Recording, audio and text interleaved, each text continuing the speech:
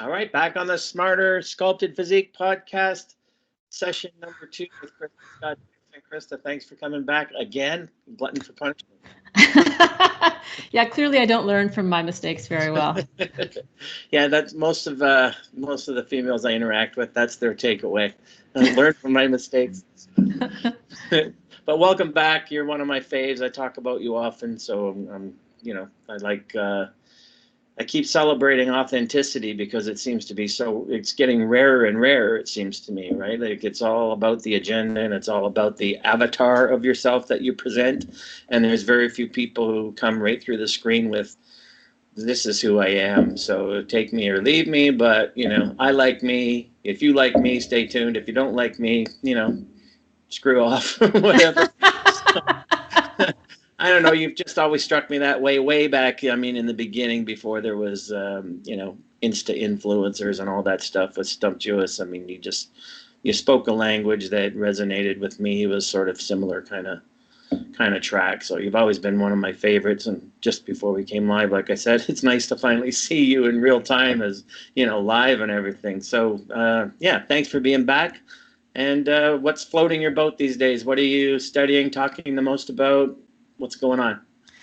Oh, it feels like so much. I've been back and forth doing lots and lots of traveling and speaking and ramping up some new projects with precision nutrition. And I think the biggest one is really reconceptualizing our certification program to reflect how we coach now in 2019. And one of the tensions we were feeling was that we were giving really good nutritional science and pretty good coaching, but people were still finishing our certification and saying, okay, this is really great, but I don't know how to apply it, even with all the stuff on coaching. So we've sort of gone back to the drawing board recently and said, how can we train people? Like, what is it about the way that we coach that's different? And how can we, show people how to do that and bring them into it? So we've just finished rewriting our certification to upgrade it. So we're working on the 4th version and to kind of really bring people into the PN coaching way. So the nutritional science is still there and we've updated it where it needs to be updated. But the big thing is really thinking about, like, how do we do what we do? Why is it effective? How are we able to get the results that we are? And then how can we share that with other people? Because, I don't know if you're familiar with the idea of the curse of knowledge, but when you know stuff, yes, quite. You forget what you know, right? And then Yeah. you tell people a few things and expect them to go away and be able to do what you can do. And there's just so many gaps in there.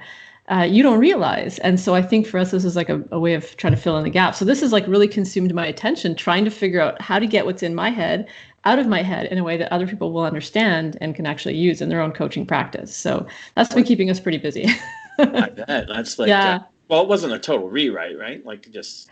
No, it wasn't a total rewrite, but it was certainly a significant reconceptualization. And one of the biggest points we wanted to drive home is that you, as a coach or coach in training, are the same as your client. You're not different. And so you grapple with all of the same things: making time, managing stress, learning, facing quote unquote failure, having a growth mindset, being consistent. Like, all of these things happen in learning, they happen in coaching, they happen in life, they happen in relationships. So I think often coaches feel like I'm different somehow than my clients. But you're not. Whether the issues are analogous or exactly the same, let's be honest, because a lot of coaches struggle with their own health and fitness as well. To kind of feel like I'm the same as my client and I can use the same tools to coach me as I used to coach my client. I think that's really useful because now there's no division between me and my clients. I think one of the most best lines I ever got about coaching was along the lines of, the biggest mistake that coaches tend to make is the endless pursuit of knowledge. Mm-hmm. And the line goes something like, don't aim to be the most knowledgeable coach in the room, aim to be the most effective coach in the room. That's exactly. And that has everything to do, I think, with communication skills more than anything. Like you said, how do you, it's not just that we forget what we know, but we assume that other people know things that aren't in evidence, right? So we assume that if we have a PhD in algebra, then someone who's following us has at least a high school calculus education or something like that. And then the equivalent with nutrition and things like that. And then you watch sort of the rabbit holes that people go down, and you think, okay, like how can I prevent them from going down those rabbit holes, right? So I think as much as we have commonalities, like you said, one of the things that's common in everyone is their individuality, right? And their own life circumstances, their own. So a lot of the coaching that I do is like helping people to see that asking me to solve a personal lifestyle issue with them is the wrong sort of reflection, right? It's like no, there's certain things that I can only sort of, provide input, but I can't actually affect the doing, because someone's own life is their own life. I don't have a wife and kids. So when they're asking me something, wife and kids, I'm like, well, that's for you to navigate. Here's the tools to navigate that, but I can't navigate that for you. Like, that's a lot of the times it's about like putting back onto the client what's theirs to own, versus like some of them sign up thinking that they're completely dependent and the coach owns everything, right? And it's just like, well, no, it's more like, I've always likened it to a tennis match, right? Like the knowledge is in our court, so we hit that ball into the consumer client court for them to receive. And then when they give us feedback coming back into our court, we get their perception of what we just told them, what they assimilated from that, and whether that was our intention or not. And then on that interaction goes. That's why I think one-on-one coaching is so imperative, or so much greater than just, here's a one-time program, here's a one-time diet, which I get from a lot of people. And I've got a webinar coming up on it, so I guess it's on my mind. But one of those things is, if a person's trapped into their own negative habit loop, then it doesn't matter how effective the program or the diet is, because they haven't corrected the thing that's generating all the mistakes and sabotage that they're making. So they can have and I think it's kind of what you're referring to. You can have the perfect course, right? And you can have the perfect sort of knowledge base. It's right there. But if they have a negative habit loop that's self-sabotaging, right? And that's where coaching is so imperative, because you can literally get people outside their own heads. It's just, I never looked at it that way. That's the cognitive restructuring that's so important. Like for someone to say, I finally get it. I don't know, like I'm taking it. You go ahead and run with that. No, I think you're absolutely on the right track. And I think one of the things that people expect, but which is not true, is they expect that any of this work has to be very complicated. Whether it's a workout plan, a nutrition plan, a mindset re-education plan, that the tools that we use have to be extremely complicated, right? That every client needs a specific percentage of something, or numbers to hit, or whatever, right? A specific rep set scheme, whatever it is.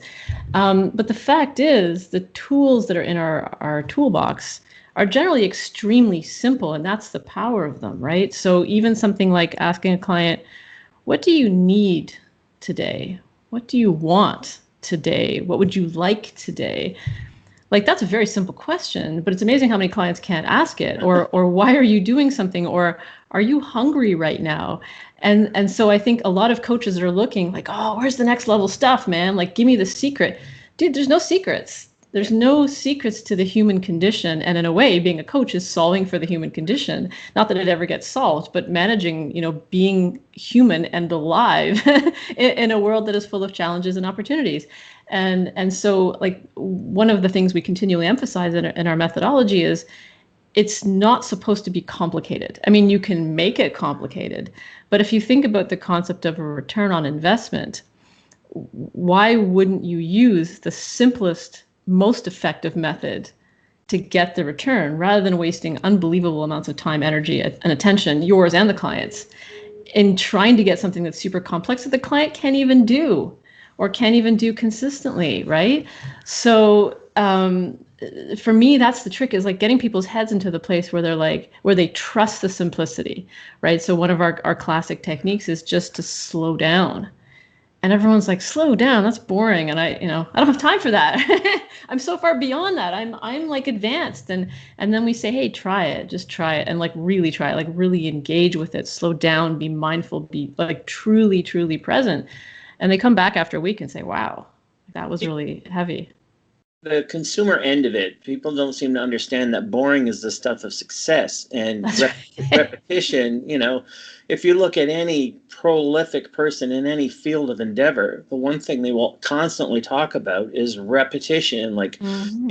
in the off season, there's just a big deal being made about Tom Brady throwing passes with so and so and so and so. But I mean, it's the off season, yet he's out there doing repetitious stuff he's been doing since he was 12 years old. And I think the other point that you make, one of the things I've said, like impart to people as coaches, sort of the foundational basis of why we're successful and how we were successful. And the simplicity element is overlooked because I think there's two or three things I want to point at. One is the more complicated we make it for people, the more chances of cognitive interruption in their own head. That's right. Right? They start being ADHD about everything. So it's just like, oh, well, this principle, this principle, this principle, this principle leads to this exception, this exception, this exception, and the result is mass confusion, right? And then the other thing, one thing I've tried to teach my followers and my clients over and over again is I said, I treat myself my whole career like I'm very, very stupid. And inside my head is a constant cliche fest. And they're like, well, what does that mean? It's like, the same thing you're talking about. I pick the simplest cliches that my mind can latch onto. And this goes back to way my competition days when I was young and actually stupid. So I would say things to myself over and over again, like quitters never win, winners never quit. And I would just latch on to these cliches and say them over and over again. And then the sort of loops that they led to were all the things that matter in terms of achievement, right? So rather than overthinking something, you latch onto a simple phrase that your mind can really sort of bold and italicize and underline, and then use that as a foundational principle, and then go on with it. Because even Einstein said, like, genius is simple and simplicity is genius, right? And simplicity is the truth. And it's like, in this day and age, the way the sort of mid-level coach is trying to make a name for themselves is to overcomplicate something that only they can solve, right? So Mm-hmm. that's Warren Buffett actually said, professional industry is a conspiracy against the laity. It's basically let's make everything so complicated that only we professionals can unravel it for you, right? Mm-hmm. I think in this day now, with people on social media having an equal voice regardless of their level of knowledge or expertise, the mass confusion is taken over now. And that's where we're in a point where simple is better, simple is best, always has been, always will be. But can you get someone to actually buy into that concept? So that's, again, like, we're both on the same page, have been all the time. So you can take that ball and run with it again, like, if you want any. Yeah, I mean, I think like for me, so much of my insight about how these things work has come from martial arts training over the years, and I always remember like seeing the judo black belts at the side of the mat before practice starts or in the beginning of practice working on their grips, right? And the grip is the most basic thing you learn in judo. Day one, minute one, you learn how to take a grip. And there they are. They're working on their grips or they're working on their footwork or something extremely basic. And over the years, getting thrown on the floor by so many people, I discovered that the experts are really distinguished by their command of the basics or the fundamentals, the essentials. And so a judo black belt or whatever martial arts black belt is a black belt, not because they have the super fancy schmancy technique. They do. They can pull it off. It looks great on the highlight reel. But more than that, they can pull it off because they have exceptional control and command of the fundamentals. So when they take a grip, it is the perfect grip and it senses minute deviations in weight or balance or movement, whatever. So I think unless you've trained in a sport, this is really a hard concept to get your head around, right? But that all being said, the whole idea of basics are boring. They are sometimes. Yet I think people kind of get to a place where they're just exhausted by the sheer demand of information, decision-making, complexity, life choices, getting things done, eating by the rules, whatever it is they're doing, where they're just like, ugh, I'm so done with this. Please give me a simpler solution.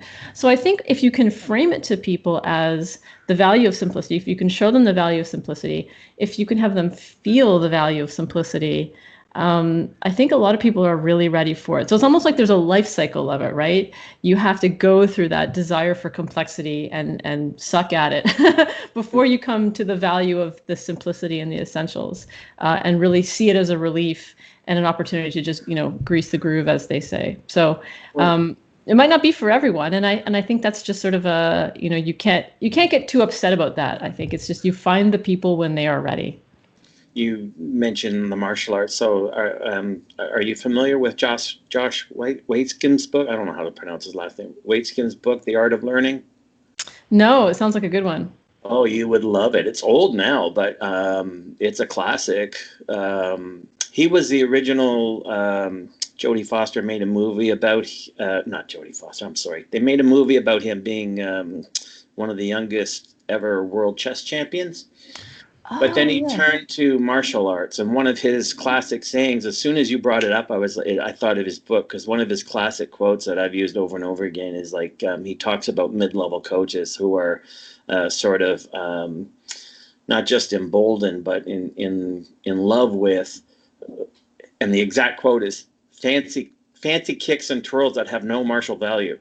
So, it's just like, well, how can I, do a spin kick better? And isn't that impressive? And isn't that just, and he's like no martial value to it at all, right? Mm-hmm. And then he talks over and over again about the art of learning. And a lot of the points are, we probably learn all we need to know in our first year of undertaking whatever it is we're undertaking. If we do it with a passion, we probably have that foundation within that first year, and then from then it's about deepening it. So one of the things I've always said is real coaching understands that it's better to go an inch wide and a mile deep, whereas the new coaches out there, they want to go a mile wide but an inch deep. And then how do you impart anything to a client that you're trying to help when your knowledge base is sort of shallow, skimming the water with a stone, right? It's like, oh, I read this. Okay, put it together and help your client now. Yeah. So how are you going to do that? Then that's I think that's the level of depth, and I think it's also a level of maturity. I think as we move on in our profession, especially as coaches, we realize a lot of what I call just the noise, right? It's just like the fuzz and the noise that everyone else is making, and it's just like, well, that's noise, and I've kind of lived through that. Been, as you said, we've gone through the complexity and come back to simplicity, and to get people to adopt that. The other thing along those lines about the boring thing is I hear from people is they will say, you give them the tools to work, and then they'll say, but I need variety. I want variety. I don't want to do the same thing. It's just like, well, wait a minute. You asked me what it's going to take to reach your goal. And what it's going to take to reach your goal is maybe doing the same thing, right? So they want to open a toolbox and see a bunch of shiny new tools, but they haven't mastered the screwdriver or the wrench or the hammer yet, right? So let's give you a screwdriver, a hammer, and a wrench, and let's work on where and how you would use those. And they're like, well, no, I want to use this like 10-headed set of pliers or whatever. So, and I've talked about that all the time. The master craftsman usually has an old beat up toolbox with a few tools in it that he counts on and uses over and over and over again. Whereas the wannabe apprentice has the gigantic toolbox with all the shiny new tools, and he spends all his hours walking through the tool store, seeing what he can buy next, right? So it's along the lines of what we're talking about. Whereas, what does the client need? And that's right. How many of those tools can they handle at a time? Because we shouldn't be, as coaches, we shouldn't be part and parcel of delivering confusion, right? What we should be delivering is a guidance and direction, right? A guidance and direction that is assimilable and understandable, and just like shortest distance between 2 points and all that. So differentiating for the client what they want versus what they need. And sometimes they conflate the two of them, right? Well, I want the results, but, I also want, to do what I feel like doing when I feel like doing it. And okay, well, that's never going to work no matter who your coach is. So how do you navigate that kind of thing? Well, I mean, that's a good question. And to go back to what you're saying earlier, I mean, this is kind of implied in what you were saying earlier, but you didn't actually say it explicitly, which is that when you trust your tools, you are able to communicate those in a way that intrinsically makes a client feel more confident.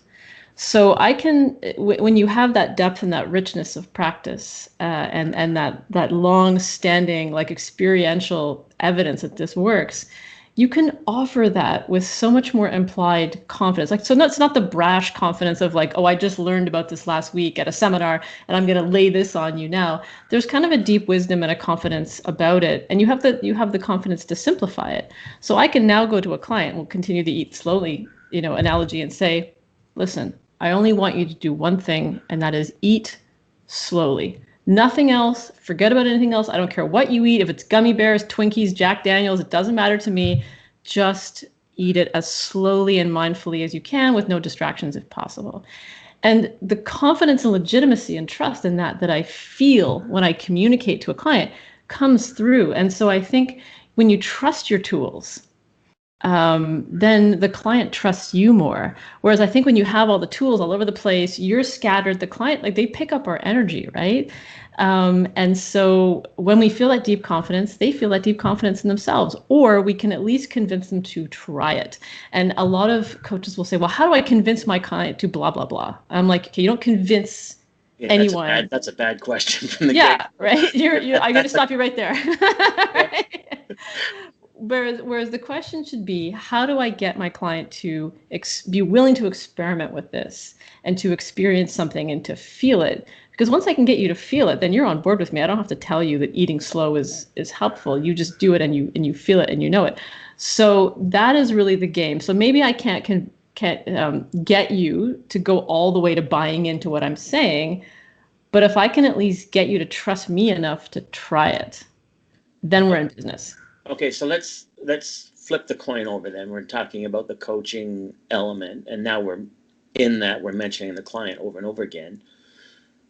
Do you have a screening process for clients you'll accept, won't accept, boundaries? Because myself, I know if a client, potential client, comes to me with those kinds of exceptions where the doubt is plain and simple, I'll just offer them that I'm probably not the right coach for them, because I tell people I'm not in the convincing game. I'm not selling used cars here. I'm not going to be like, hey, what do I have to do to put you in a coaching relationship? Oh, that's right. Yeah. If you're operating on that premise, then you're already in a really bad position, right? So do you have a screening process you guys follow? Are you in particular? Are there clients you won't accept, or clients that, how does, it's I've always said, coaching is a relationship. It's not a knowledge base, it's a relationship. And the coaches who think it's about knowledge are the coaches who won't tend to last very long, because they themselves are chasing the next shiny new object, right? That's why they jump on keto, they jump on paleo, they'll jump on the next thing that'll come down the pike, and they don't understand any of it in terms of, the underlying principles that are going on. So they themselves are pursuing something that's sort of not part of the coaching milieu, which is a relationship, and it's not one-sided. So what is if you have a screening process, or what is your thought process? Well, this will be a good client, or this is going to be challenging, or this is going to be, because the clients that come to me, I'm not even letting you answer, but the clients that come to me who think they're going to be a challenge, they often think the client thinks they're going to be a challenge because they have all these obstacles that are in the way of a straight line progression. But the ones that are really problematic are the ones with all these preconceived notions about what it's Mm-hmm. going to be. It's like legitimate logistical obstacles are fine because you're going to be in a relationship basis. But, you know, the other ones that come to you with sort of a whole problematic way of thinking to begin with, they're not truly coachable. They just think they're coachable. I mean, just go ahead, take that and run with it. Yeah, no, the word coachable I think is so important there. And you know, with the clients that I work with, I'm pretty clear up front. So I do two things. One is I explain to them how I work and what I do, the kinds of people that I work with. I look for mostly people who are interested in putting in some effort to the inner game. You know, that's the Tim Galway term, right? The inner game. Beautiful. So I do a lot of inner game work. Now I'll teach you how to eat better. I'll teach you how to get healthier. Like all that outer stuff is great. But we will also do some inner game work. So whether that's working on emotional eating, you know, mindset, habit consistency, whatever. If you're looking for something like competition level body comp prep, I have no interest in that. I can send you to the people that I know they're terrific at it, right? So I'm really clear, you know, here's who this is for and here's who it's not for. And I also make them jump through a couple of hoops before they get started. Very, very simple things like, will you get back to me promptly? Or will you answer a few questions that I ask? Like, are you willing to do the barest minimum of work in order to get to this next level? And then I also have a very grown-up conversation. I'll say, look, you are the boss of you. I'm here to support you, to facilitate, to, you know, help clear the obstacles, to action plan, whatever. But you are the boss of you. I'm not going to chase you. I'm not going to nag you. I'm not your mama. You're not here to please me. You're here to please yourself and whatever goals that you set for yourself. So like, I'm going to disrupt that relationship right away where they try to please me or where I'm some kind of arbiter of rules that they then get to rebel against. Like, I do not want toddlers in my coaching group. You're going to be their food Nazi for the rest. You know, yeah. Can I have this? Can I have that? That's right. I don't know. Can you? Like, that's right. That's exactly right. Yeah. Like, what's the criteria that you set for yourself as a grown-ass person? Yeah. Yeah. I drive this home constantly. The coaching is, exists on 3 levels: guidance, direction, and accountability. So, that's the coaching element. That the vehicle that drives it is dependent on, like you said, what is the client seeking. One of the things that always struck me is kind of like, I used to blame like bad coaching and bad professionalism, but I've come kind of full circle now. I don't like the word blame because, be lame, but just the sort of out of sync elements between coach and client.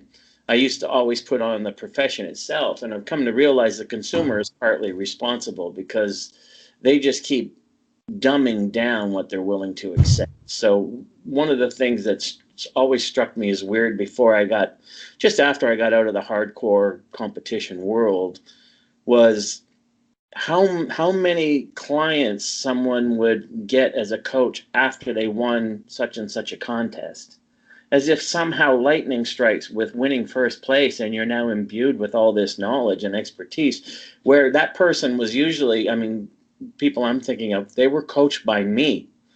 I peaked them for the contest. I trained them for the contest, and they won the contest, and everyone ran to them because they're like a champion. Well, that doesn't, one of the best coaches in the history of sport, Bill Belichick, was a horrible football player, right? But he's now like noted as probably will go down in history as one of the best coaches of all coaching in any kind of coaching environment ever.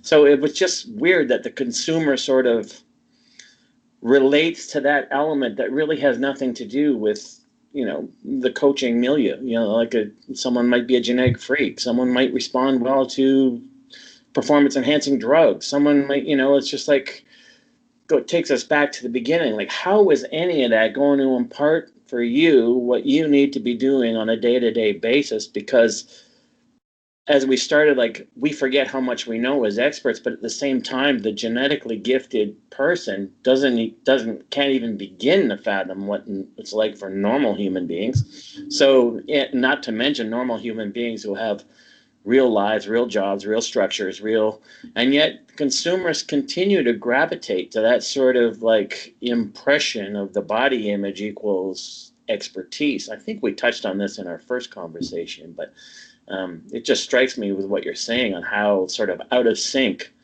the consumer is with what and who they think is going to deliver them to what they're really after.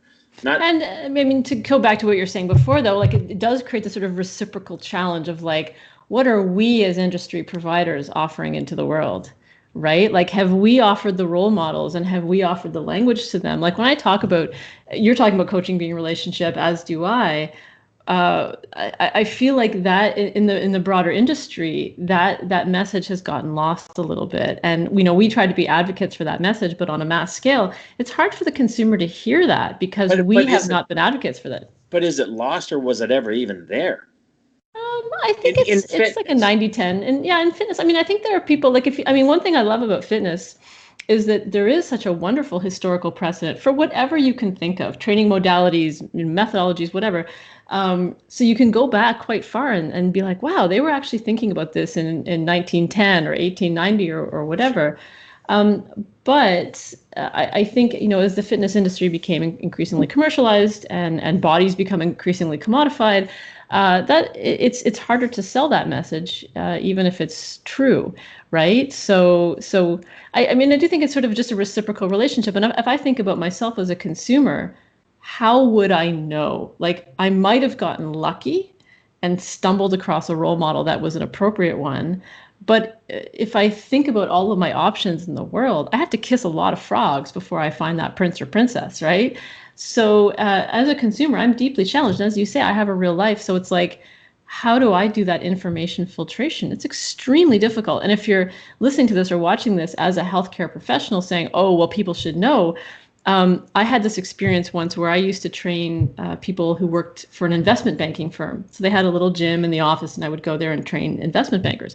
And I was preaching one day about, oh, people should know more about their health and fitness. And one of the bankers said, how much do you know about your investments? And I was like, ouch, right? So we don't know what we don't know in areas of our expertise that are not ours. And I think that's really helpful to keep in mind. So then the question is, okay, how do I invite people in? How do I welcome them in? How do I bring them in and communicate effectively about what I do or what coaching is? And I'm just one person, but one of the reasons I've chosen to help train other coaches is that hopefully I can make that reach exponential. If I can coach other coaches in how to communicate, how to coach, that my hope is that it becomes this elaborate pyramid scheme.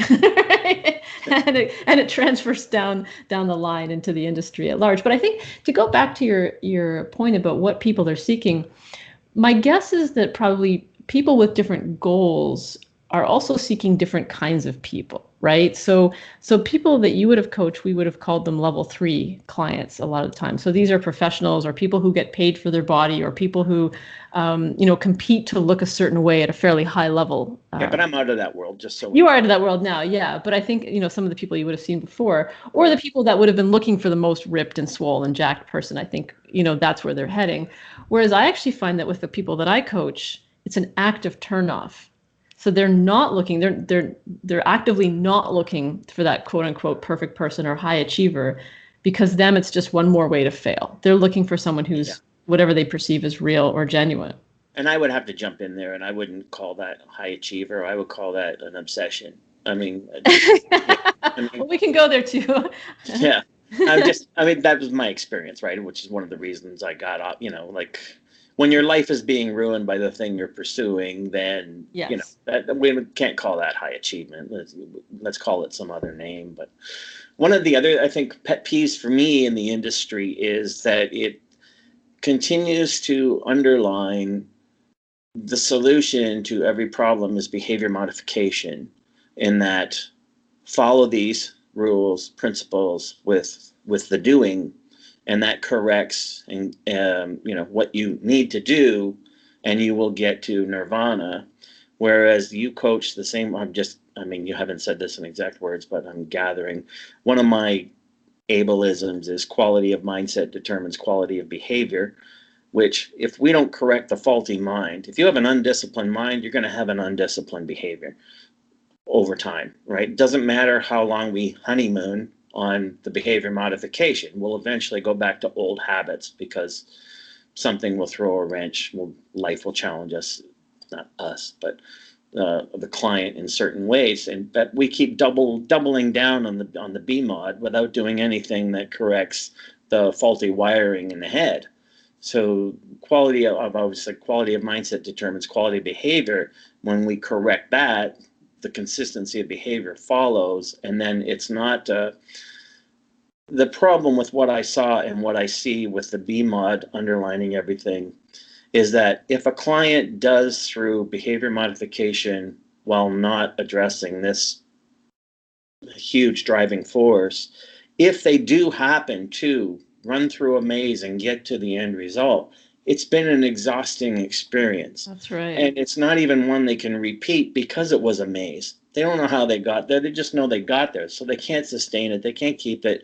It was exhausting to begin with. It wasn't a constructive, productive thing that changed who they were as the growth mindset and allowed them to become, deeper, better version of themselves. So they're left with this sort of, I reached my goal, but I thought it would be different. Yes. It was like, no, you didn't think about it at all. That's the problem. Like you just jumped through all these behavior modification hoops and got to somewhere thinking it would deliver you to some sort of peace of mind. But, the peace of mind element was always missing. So go ahead, just comment on that. Yeah, no, I think you've absolutely nailed it. And not only is the destination dissatisfying because you've used the wrong tool to meet a need that you had. I want to feel worthy. I want to feel loved. I want to belong. I want to feel happy. I want to feel okay with me. Well, you've chosen exactly the wrong tool to meet those needs. But also the tool that you have chosen tends to push you further into dysfunction, right? So if people think, oh, what's going to make me feel better about myself? Getting an awesome body, first of all, and then competing so that other people will tell me I have an awesome body. Well, we know that the restriction, the malnutrition, the persistent, self obsession drives you further into that dysfunction. And so no matter how ripped and jacked and swole you get, no matter how many trophies you win, you start feeling worse and worse and worse, whether that's the physiological depletion or the psychological, direction of your energy in the wrong place, whether that's the alienation from other people, whatever it is. And so it's like this really tragic irony that people are genuinely trying to meet a human need, but choosing the exact opposite tool to do it. And that for me is the most poignant part of that. Counterintuitive. Why do you think it's so pervasive? I mean, is it just social media where everything now is a visual game? I lost you. Oh, okay. No, I'm here. Oh, good. Okay. You froze I'm there. Here, yeah. Yeah. So, yeah. I mean, I know that's a component part, but. Well, I think, we see the people who are in fitness and health, right? But people choose all kinds of ways to meet those needs.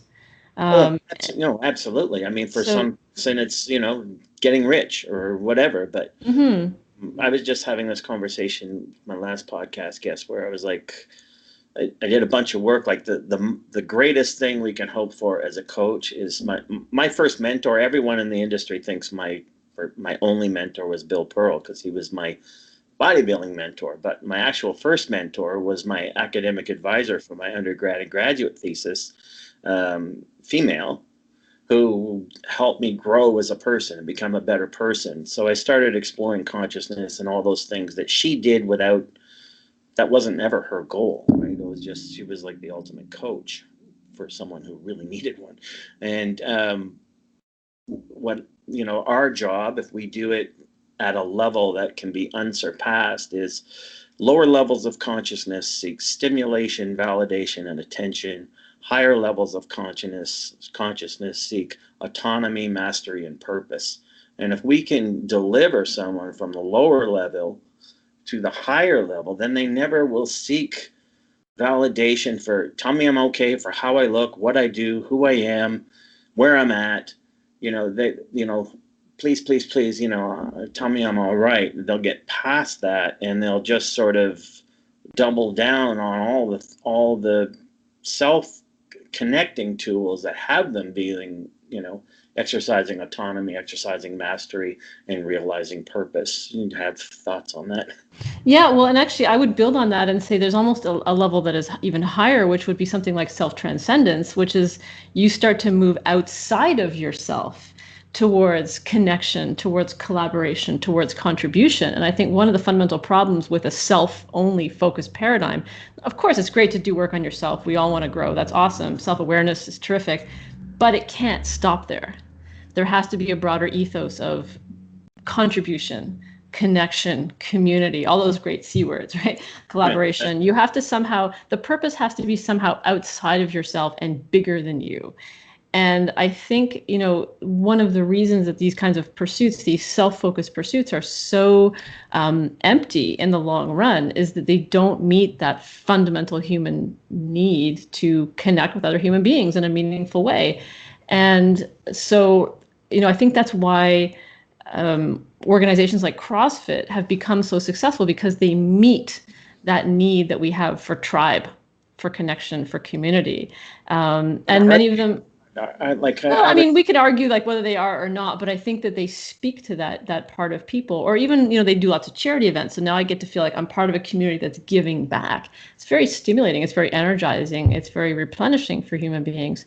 So whether that energy is directed in the right place or not, I do think it's, we talked before about ultimately, is this something that is fulfilling to you? Does it give you back more than you're putting in? And arguably, the more we kind of look outside ourselves, whether we find the right, hook to hang our hat on or not, the better we do feel about ourselves. So I think a self-actualization project can't stop there. We can't be only self-actualizing in isolation forever. Not in isolation forever, but I mean, that's a double-headed snake that you're mentioning, right? This need for community and stuff, because that's what Facebook was supposed to be when all this stuff started. And now what we realize, that the actual research is now coming in droves, and it's pretty obvious that the longer someone spends on social media is directly correlated with higher levels of depression, social anxiety. So this need for community looks like it's being met in these certain tribal areas, but between trolling and my tribe versus your tribe, and what we see is sort of a mutation now, whereas like all this stuff that's supposed to represent a higher cause and community is actually devolving, into this sort of like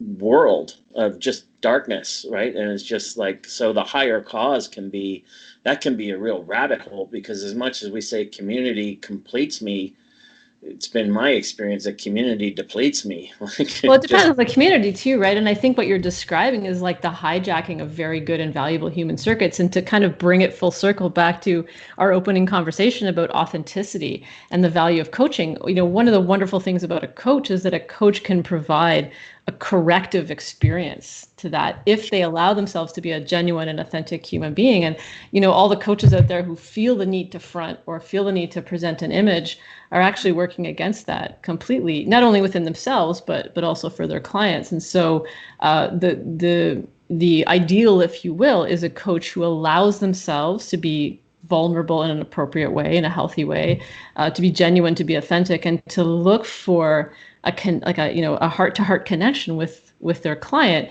in order to provide that corrective, healthy relationship experience. Because a lot of our clients have never had a relationship. I don't just mean an intimate relationship, but a human relationship where they have been, that kind of unconditional positive regard, or the feeling of worthiness, or being accepted or not judged. And even offering that in a cursory way to another human being is incredibly salubrious. So, it's kind of, we've actually sort of circled right back around to where we started. Yeah, no, and I'm, it's a good point, because I was just making notes for a webinar I'm going to do about this kind of thing. And one of the things is like, the value of coaching is that it's easier to quit on yourself when no one you value is watching. That's right. So and I don't mean like, family doesn't support me, or my best friends or competitors too. I don't mean that, but someone who's actually on your side. But whether that means you reach your goal or you don't reach your goal. But without that sort of component, like you said, if someone's never had that kind of relationship, especially in a younger adult sort of environment, it gets easier and easier to quit on yourself, especially when all you have is sort of a BMOD outline, right? Like, because every time you sabotage yourself, then instead of learning the lesson, you self-judge, right? I'm horrible, I'm fat and ugly, I'm gross, I'm disgusting, I'm worthless. And it's not that a coach is supposed to cheerlead you with pom-poms, but if from the get-go you understand that there's an underlying level of support there, you won't want to quit on yourself, right? So it's like, that was the first thing my academic advisor gave to me, was this, sort of underlying level of support that was always unspoken, right? Even though it was like, you have to do this, like, okay, for your next chapter of your thesis, do this and follow that. And, you're answering to all these accountability sort of, boundaries and markers, but at the same time, you're getting an unprecedented level of, hey, I can do this. This person believes in me, kind of thing, right? Yeah, so I mean, if we do that one at a time or 100 at a time, I mean, I don't know what the answer is. I've been doing it one at a time for a lot of years, but I just find a lot of reward in that. So I think you're making such an important point here, which is, I think when you talk to people about having a coaching relationship and non-judgment and acceptance and unconditional positive regard, a lot of people will say, okay, that's really nice and touchy-feely, but how do I get my client to achieve things? And I think one of the key points to bring out is, I can support you and accept you while at the same time having high expectations and saying, look, I think you can get here. I'm pretty sure you can. So here's where I think that you could be, and I will support you in that. But at the same time, it's the relationship that facilitates that. And if you imagine a graph, like one axis of the graph is support and one axis of the graph is challenge, it's only if I give you incredible support that I can challenge you incredibly. And that's a point I think a lot of people miss. They assume that it can only be one or the other. Either I challenge you or I support you. And it doesn't work that way. It's only when I first accept you and give you that unconditional positive regard, can you achieve that challenge? And once you trust me, once you feel guided and supported, and you don't even look before you jump, that's when you can do the high achievement. So those two things actually go together. And I think if you're listening and you can think of the times when you really met a challenge in a way that was kind of as a whole person, you'll probably imagine there was a person with you that did give you that support. And I had the same thing. I had academic advisors who supported me in that way and pushed me and expected a lot of me. And I delivered because of it. But it was also because of the nature of the relationship that we had. Yes. So, yeah. Yeah, a lot of the times, one of the things, the tactical elements, like the strategy and tactics, the tactical element I will use is remove the high achievement from the equation, because that has been their previous problem, is pressure to perform. So another one of my classics is, the goal is the process and the process is the goal. Forget about a destination, like 40 pounds from now, 30 pounds from now, this dress size, that dress size. Like for now, let's remove all that and let's concentrate, because again, one of the things is false expectations. They think go with that achievement, that's when they'll feel good about themselves. But actually, if they do this and this along the way, they're feeling good about themselves before they get there, and that's what underlines getting there. So it's not like, when I lose 30 pounds, I can be happy. It's no, when you can be happy, then you'll lose the 30 pounds and it won't be an effort and it won't be exhausting and it won't be. So a lot of the times I find right from the get-go, it's the pressure to achieve that's been the problem all along, and they don't see it. And when we remove that, it's like taking out a big, bad, infected molar, right? It's just like, oh, shoot, I never knew it was that bad, right? And you remove that, it's like, oh, I can chew again. I'm pain-free. I'm this, I'm that, right? So you remove the pressure to perform based on whoever, the client is, of course. And then, they don't have that constant self-judging, right? It's just like the process is the goal. And that's like for the next hour, the next 8 hours, the next 9 hours, that's, tomorrow, and then it's like, oh, they're inching towards something without realizing they're inching toward that thing, right? Instead of this big sort of, ball that drops, Yes. when they finally get there, and there's this big looming thing. Will it ever drop? Will it ever drop? And then all along the way, they can judge all the ways that they screwed it up, right? Yes. So, do you have any thoughts on that? Do you Well, do a yeah, little bit of that? I think the two things pop for me when you say that. The one is that we achieve our best when we're in a state of ease and flow, right? Yes. And if you think about, like, when you're like in your office and you wad up a piece of paper and you throw it in the wastebasket without even looking, and you don't even care if it gets there and it scores a perfect shot into the wastebasket because you weren't trying to hit it, and you could never replicate that. So that's sort of the first piece. But the second piece that pops for me is I'm reminded of in grappling or wrestling or jujitsu. One of the teachers I had said to me, little movements make big movements. And when you see movements demonstrated in wrestling, many of them are big and dramatic, sort of WWE stuff like pile drivers and whatever.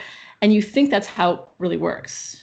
And it's not. It's more like, okay, someone is squishing my face right now, and I have to just like wiggle, wiggle, wiggle, wiggle. Like it's a game of millimeters, right? And you just sort of wiggle your way out of the bad situation.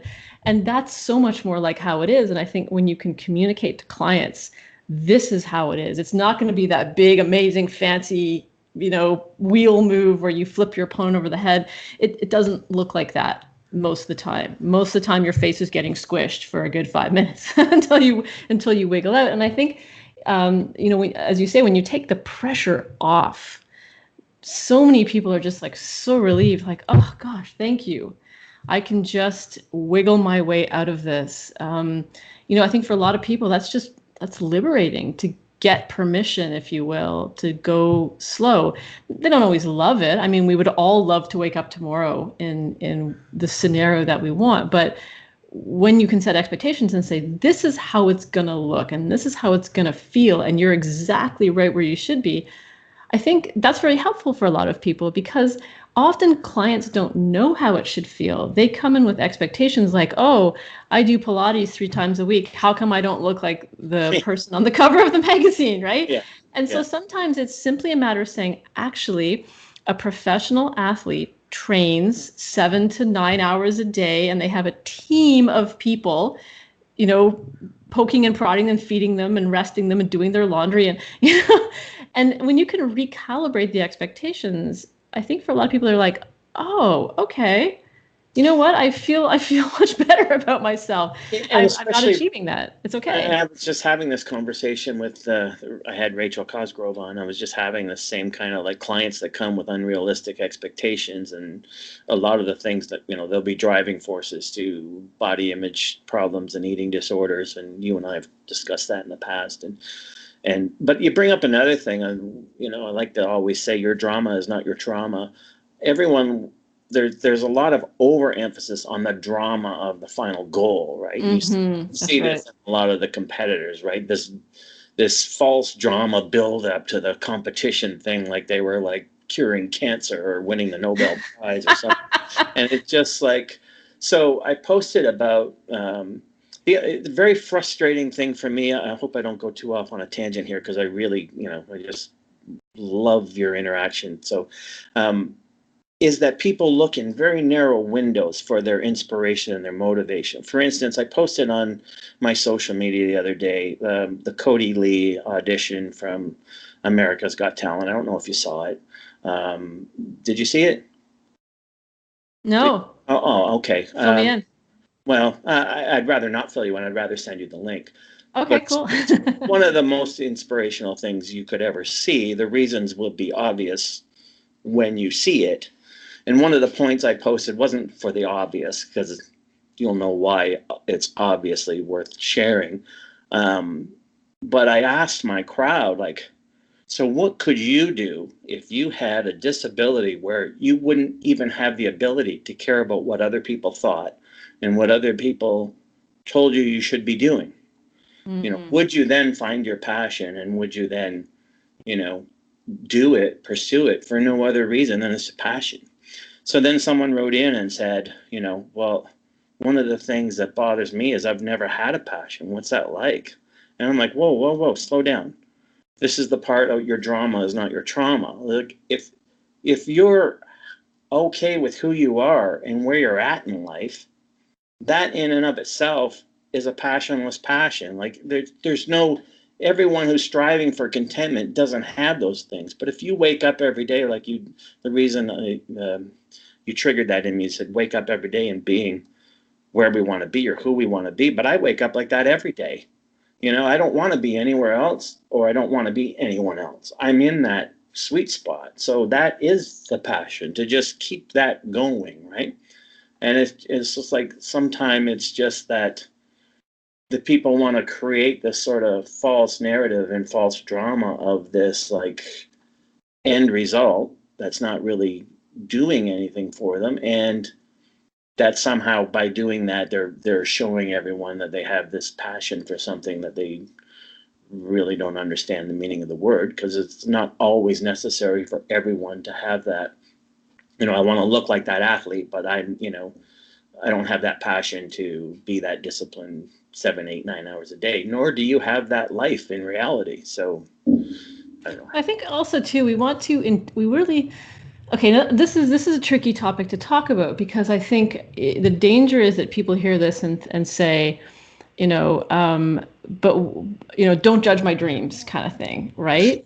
And the reality is, I am judging your dreams, in the sense that when I see someone saying, I'm following my dream, but the dream is clearly dysfunctional or maladaptive or leading you to a place of like less sanity and less health. Exactly. Or like, oh, I followed my dreams to get to 13% body fat was the best you could come up with for a dream. Like that's a science project.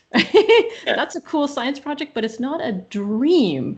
It's like you say, we're not curing cancer. We're not winning a Nobel Prize. It's like out of all of humanity, the best you could come up with. It reminds me of when I was in Japan and I went to a Shinto shrine, and at these shrines you can write down your wishes on little pieces of wood and hang them, right? So you kind of send the wish out into the world.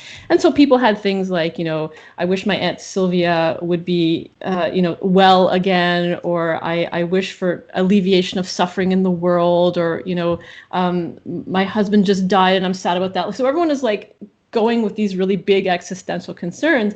And right in the middle, someone had written, "Go Chicago Bears." And I'm like, that is the best you could come up with. There's world suffering. And it's kind of a silly example, right? But that's like in that moment, the best the person could come up with. And so I sort of think that sometimes when I see on social media, like people are like, I followed my dreams. I'm like, wow. Like, yeah, I hear that a lot. A+ for ambition. Yeah, I hear that a lot in the competition stream, right? It's just like you said, don't judge my dreams and all this. But I'm judging the dreams. Yeah, and you know what?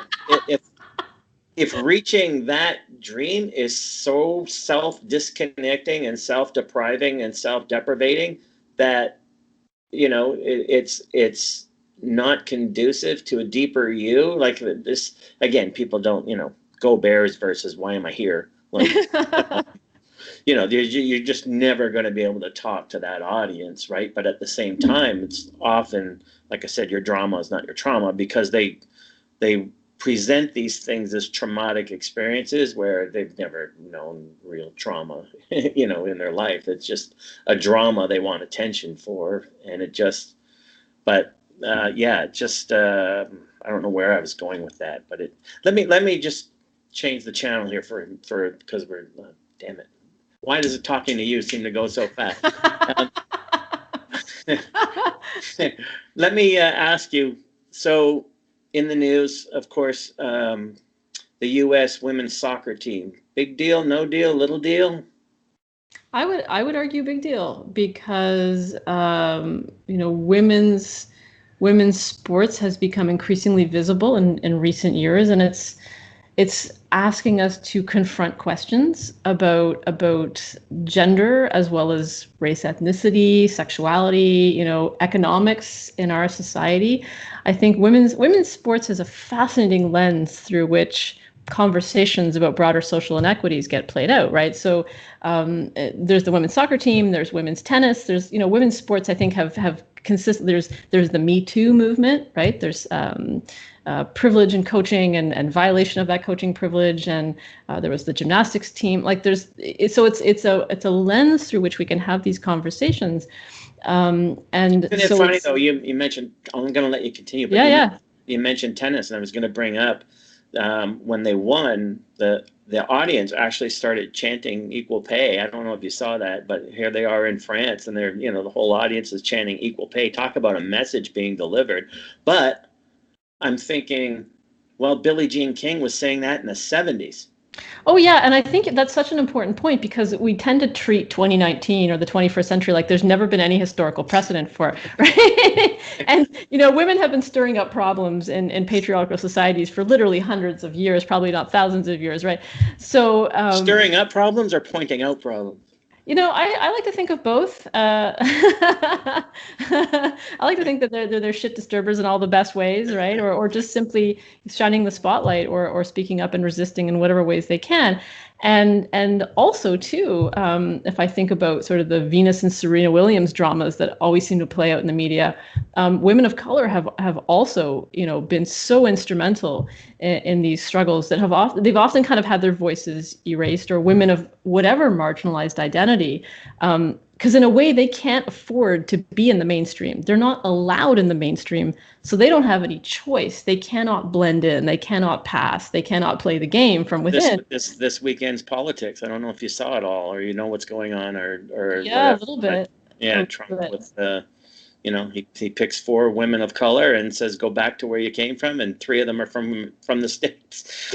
I mean, it's like the mind just boggles. Doesn't it? Oh, I know. It's like I can't even get the words out. It's just so, but I think, demographically, if I step back and look not just in terms of what people think or feel, but if I look at the demographics, it's a tide and a shift that cannot be unshifted. And so this women's sports win is just another event in going down a hill. Exactly, that's exactly right. Yeah, it's an inexorable force. Women are now moving into the professions in tremendous numbers. Like almost every university undergraduate program is now majority female.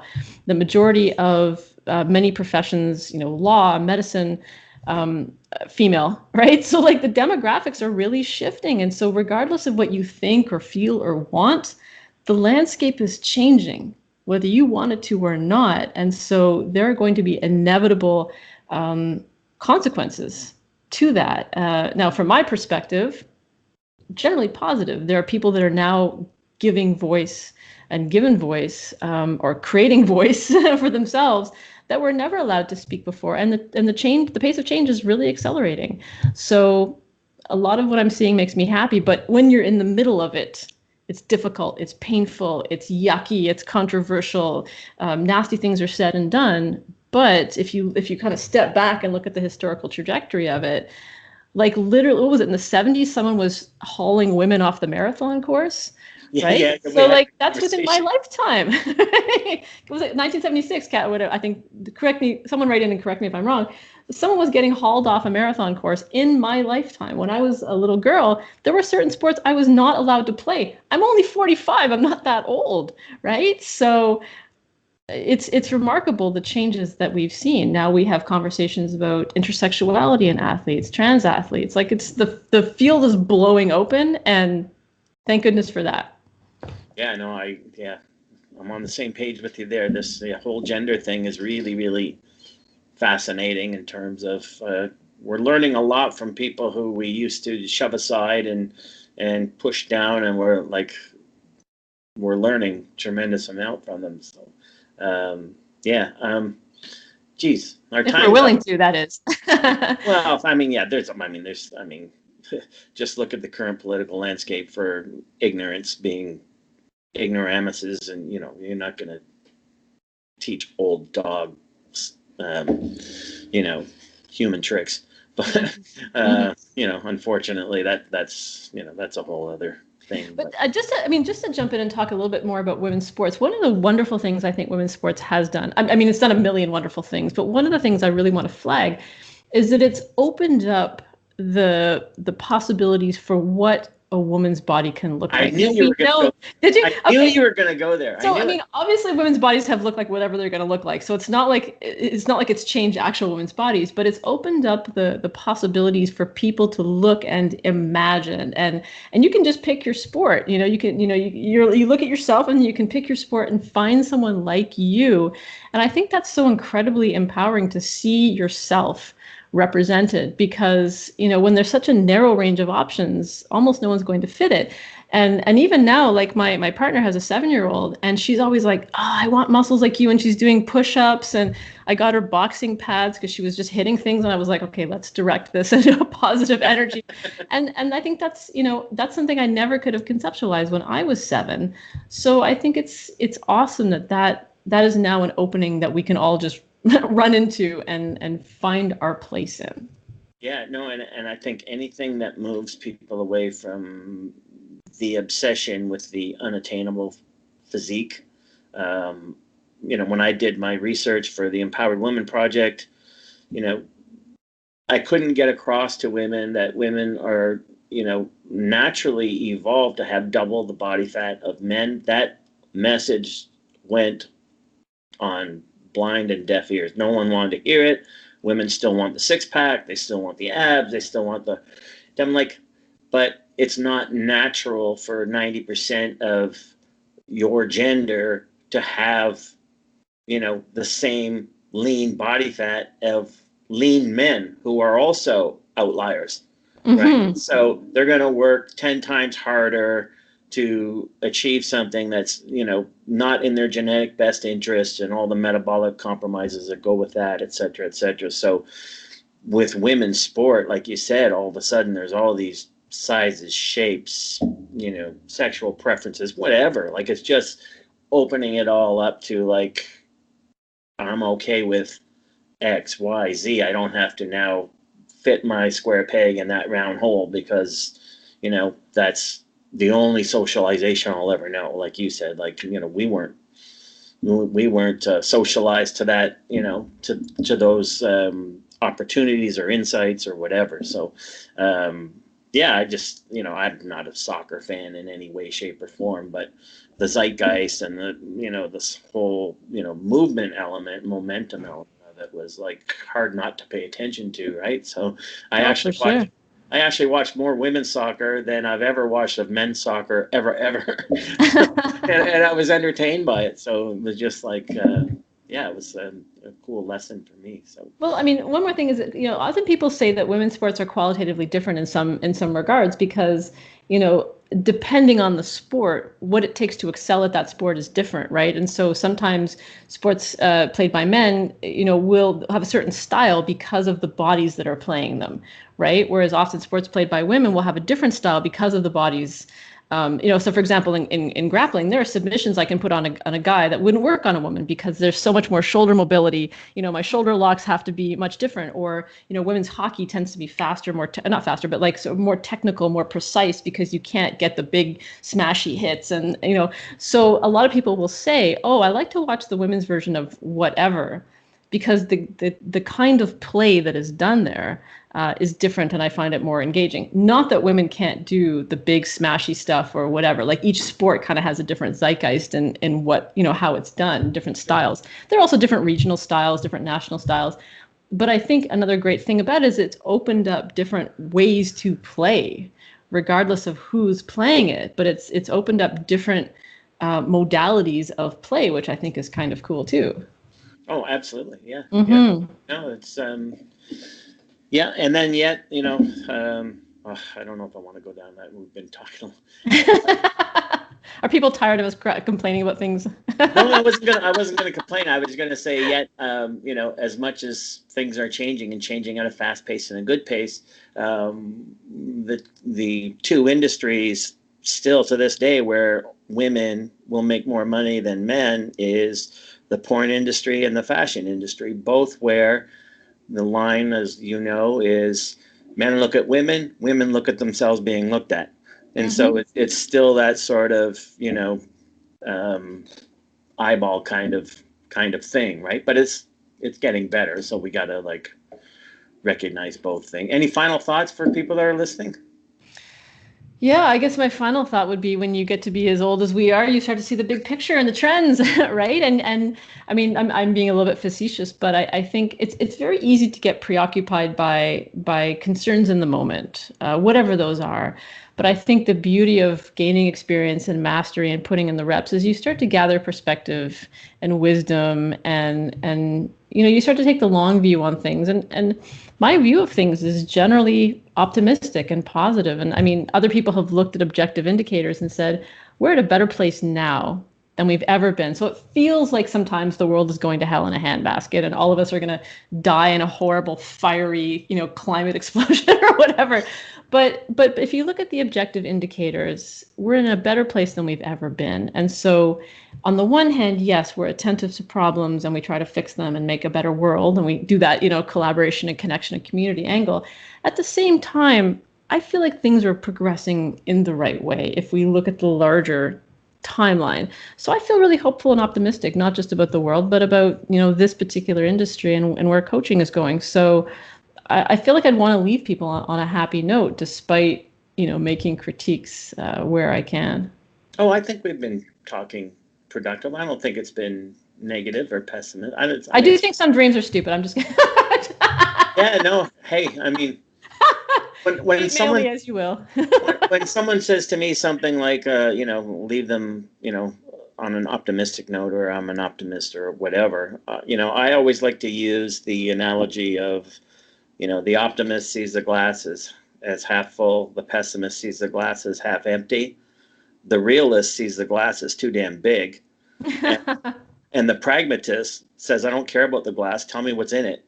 So, I try to be the pragmatist in all of it with, and then, like I said, I think I've kind of like morphed away from optimism, pessimism, and more into like authenticity. I want to talk to authentic people. I don't care if they're delivering the same message as me or a different message, or they're from planet Pluto. And I'm, just like, if they're authentic, it's like expertise. The line about expertise is the problem with expertise is it takes near expertise to even recognize it. Yeah. I think it's the same thing with authenticity. I think the problem, especially with social media, pretentiousness, and people trying to be avatars of themselves, is it takes near authenticity to be able to see real authenticity in someone else. But those of us who are authentic, it's not something we have to look hard for. That person's real, that person's real, that person's trying really hard to be real, that person's pretending to be real, so I'm just trying to navigate authenticity, because I think in the end what's going to lead to all these positive outcomes is authentic people. So and I think it's the lack of authenticity and people not knowing the difference that has allowed for the current political climate we live in. And hopefully that'll be self-correcting as we start realizing that just because something comes out of someone's mouth doesn't mean it's not, categorically, deliberately deceptive. Maybe that sounds too pessimistic to end on. Anyway, you know what? I'm going to look to your Skype. I'm going to text you that link when we're done, because I'd really be. Yeah. I'm interested in your immediate reaction to it. No, don't think about it. Just, All right. I'll send it forthwith in the next 5 minutes or so. But thanks for being on the show. God, I could have you be my co-host, but and then no one would ever get, no one else would ever get on here. But I just think the world of you. I think you're awesome. So, yeah, hopefully we'll have you back when you have time. I know you're a busy bee. But yeah, I'm a little older than you, so I'm trying to wind down my busyness. So, I sort of lead the laid back Western lifestyle. So, that old saying, I moved west a long time. Sorry? I said busyness is overrated, I feel. Yeah, I mean, as long as I'm productive, I don't care how, I actually go out of my way to not be busy and make sure that, I spend equal time contributing to my day and enjoying my day. So, but yeah, I've become westernized moving out here. So when I lived in the city hub, what's that old line? I had a dog when I moved back east and he barked bow wow. And then we moved west and now he barks oh wow. So that's me. Anyway, I'll talk to you next time. Thanks a heap. I'm sure people are just going to eat this with a spoon. So, well, authentic people will anyway. So, we'll see you next time, and I'll send you that link right now. So, all right. Thank you. It was a pleasure. Likewise. Bye.